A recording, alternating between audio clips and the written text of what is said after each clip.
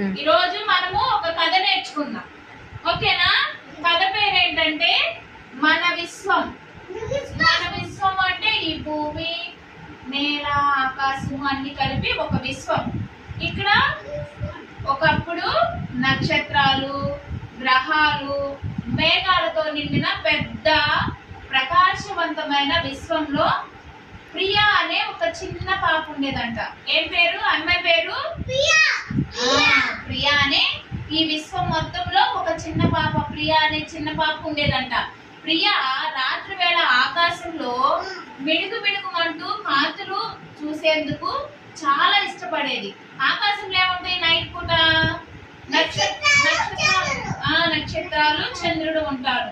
ఆ నక్షత్రాలను చూస్తూ మిడుగు మిడుగుమంటూ ఉన్న కాంతులు చూసేందుకు చాలా ఇష్టపడిందంట. మనం కూడా వెన్నెలను చూడటానికి, చందమామను చూడటానికి చాలా ఇష్టపడతాం కదా, అలాగే ప్రియా కూడా చాలా ఇష్టపడేదంట.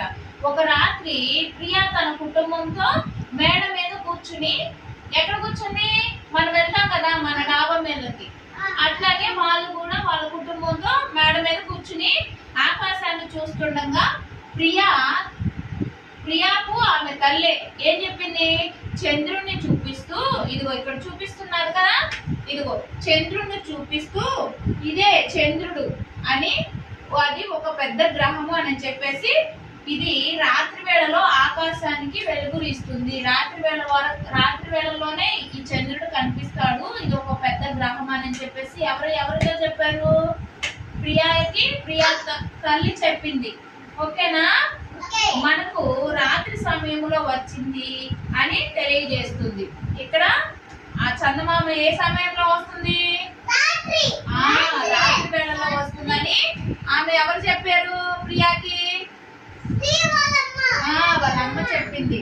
డైమండ్ లో మెరుస్తున్న నక్షత్రాలను చూపిస్తూ, డైమండ్ లో షేప్ లో ఉన్నాయి కదా నక్షత్రాలు, ఆ మెరుస్తున్న నక్షత్రాలను చూపిస్తూ, అవి నక్షత్రాలు ప్రియా, ప్రతి ఒక్కటి చాలా దూరంలోనే మెరిసే చిన్న సూర్యుడిలా కనిపిస్తుంది అని తండ్రి చెప్పాడు. తండ్రి చెప్పిన విషయాలు విన్న ప్రియా విశ్వం ఎంత పెద్దదో తెలుసుకొని ఆశ్చర్యపోయింది. ఆమె తల్లిదండ్రుల నుండి చంద్రుడు, నక్షత్రాలు, గ్రహాల గురించి మరిన్ని కథలు వింది.